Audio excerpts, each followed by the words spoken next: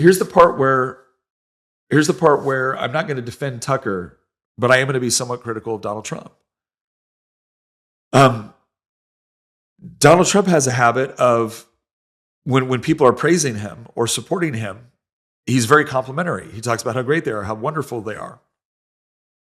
And then when there's criticism of Donald Trump, one of two things happens. When there's initial criticism, a lot of times Donald Trump will come back and hit pretty hard. So for instance, when the whole thing of like the Donald Trump as Jesus came out, first of all, Donald Trump is not the one that posted that. It was somebody on staff that posted it, and it did get taken down. But there was a lot of people, including myself, who were critical. But Donald Trump and like the White House kind of went after Riley Gaines. Well, I was on Riley Gaines' show where we talked about this, and the point I said was like, look, two things can be true at once. I can generally support Donald Trump. I can be very, very happy with a lot of the things that he's doing. I can also think that this was inappropriate and think it should be taken down. And there's a lot of times where when Trump gets criticism like that, he will fire back far harder than he should against somebody who is actually an ally, but who is bringing up a good point. I don't think Donald Trump takes criticism well, at least not publicly.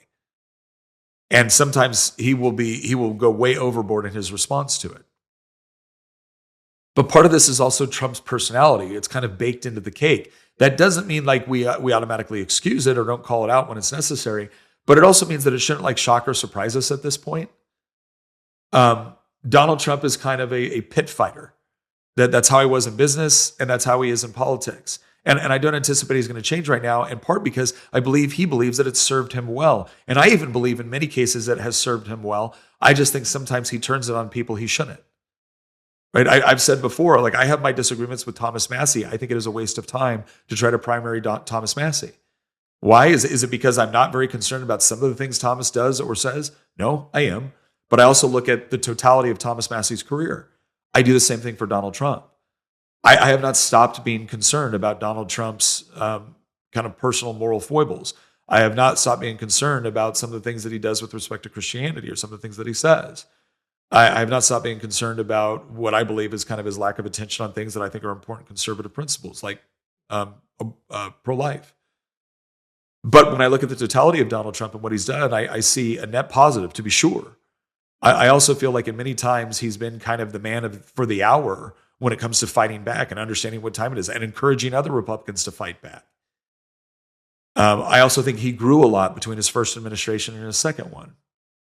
And so for Tucker to now say that he just regrets Donald Trump and he feels totally complicit and convicted by this, I'm without Tucker Carlson actually coming out and providing a far more robust explanation, I feel like something else is motivating Tucker at this point. And I want to do him the courtesy of not assuming that he's been paid off by the Qataris or assuming that he's just completely jumped the shark.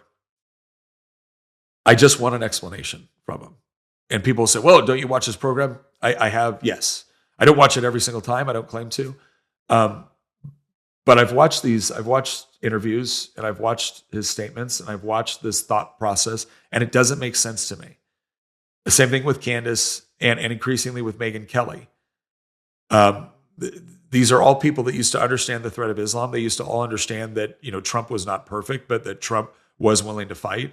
They used to all understand that while the United States should be more focused on our own domestic issues, that we were always going to have to play a part of the world. They understand all of these things.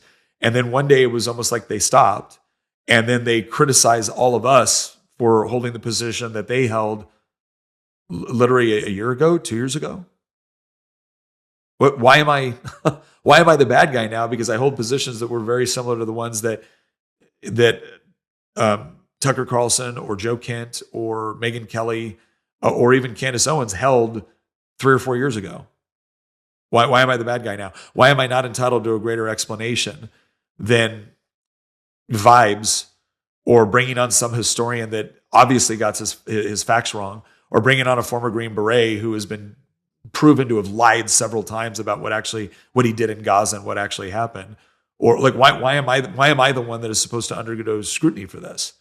Why am I supposed to follow Tucker or Candace off this ledge into completely challenging many of the things that I believe I knew or do know about Western civilization or just the laws of logic? And the answer to all that is I won't.